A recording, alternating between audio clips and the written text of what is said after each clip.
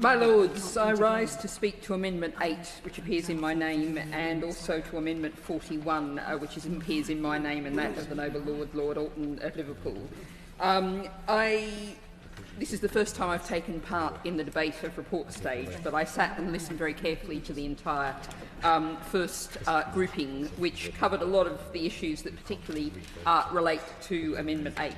Because Amendment 8 has a very simple and clear purpose, even though the technicalities are quite technical.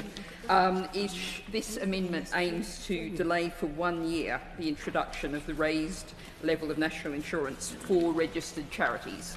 So that's for all charities. Other amendments in this group deal with smaller charities.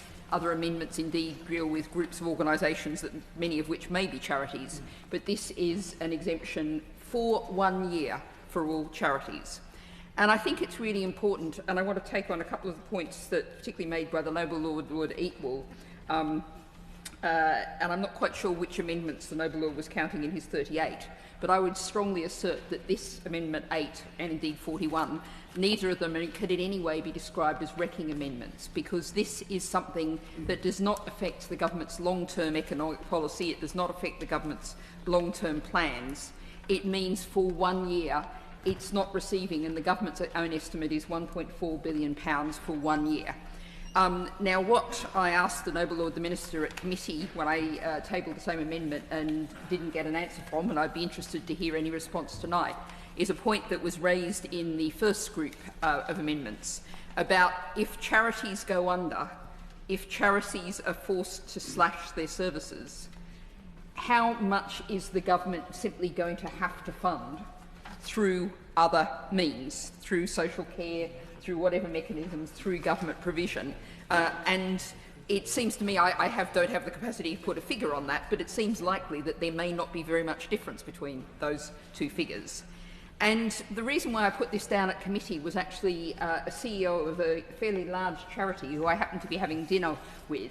And we weren't having a deeply political, detailed discussion. She simply said to me, if I just had 1 year to sort this out, I'd have half a chance.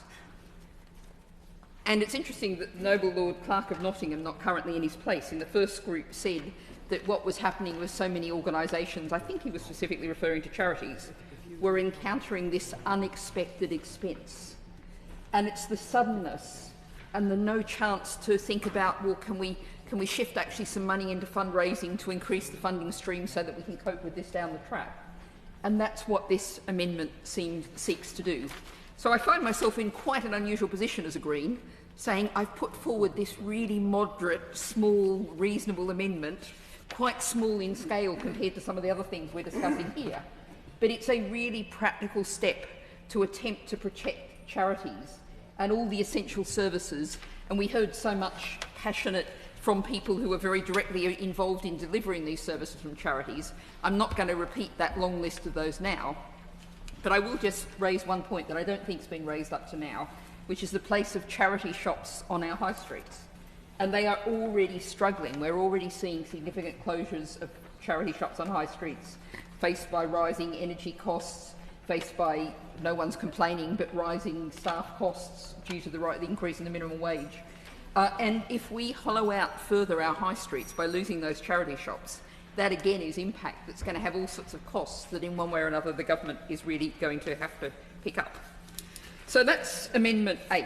And I'm in a position where I gave notice that I was going to see how this evening went. I am currently feeling inclined to test the opinion of your Lordship's House on that amendment. Amendment 41 is slightly different because it actually addresses issues that I know a number of overlords will pick up with stronger, more radical amendments. But this is an amendment about transport for children with special educational needs. So this is Amendment 41. As I said, it was also backed by the noble Lord Alton, and it has a pedigree being put forward at committee by the Bishop of Southwark. And it was then also co-signed by Lord Forsyth. Now, the Right Reverend Prelate first raised concerns about the impact of this bill on the ability of children with special educational needs or disabilities to get to school at second reading. A number of other noble lords, Lord Ugny, Lister, Forsyth and Frost, also expressed concern about this issue, and I have to mention the Labor Lord Wigley, not currently in his place, who also expressed very strong concern. Now, I've revised the Noble Prelate's amendment to reflect the passage of the time and the fact that this bill is now likely to reach the statute books less than a month before the provisions take effect. Consequently, what this new clause does is imposes a duty on the Chancellor of Exchequer to conduct a review of the impact on this Act, on the ability of local authorities to meet their statutory duties in respect of supplying school transport services, either directly or through private providers for children with special educational needs and disabilities in the tax year 25-26, within 1 week of the measure receiving royal assent. The duties to review regarding 26-27 and 27-28, or still, while urgent, allow a month for these reviews so they can feed into the Treasury thinking well ahead of the well-advertised conclusion of Phase 2 of the spending review in early June. Now, I actually have a great deal of detail here, but I think I'm going to cut short given the time and the desire of your Lordship's House, and I suspect many of these issues may be said later. So what I'm going to do is really stress what this amendment is about, which is, let's remember who the real victims are here. We're here in this, your Lordship's House, but we are talking about children out there in communities up and down the land who risk losing known, reliable, trusted services that many of them will have been caring for them, looking after them, taking them to school for many, many years. Now, I actually had a meeting and a long discussion with the SEND Transport Operators Group of the Licensed Private Car Association about this, and I heard there just a couple of tales of what these services do. One was a tale of a driver and a carer who were transporting a child who was non-verbal, and they, off their own bat, decided to learn sign language so that they could communicate with that child. They weren't funded for this, it was just something these two people. Now imagine that child having those people wrenched away from them because the service can't be afforded anymore. And another story about a girl who was really stressed because, for no fault of anyone, she was going to be 15 minutes late for school. And she was really stressed about getting into school at that point.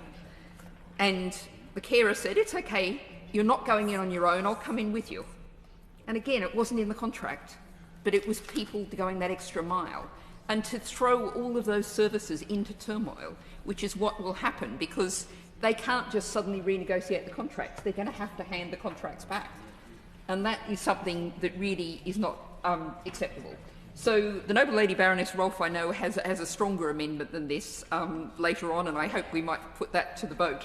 But we really have to do something about SEND transport.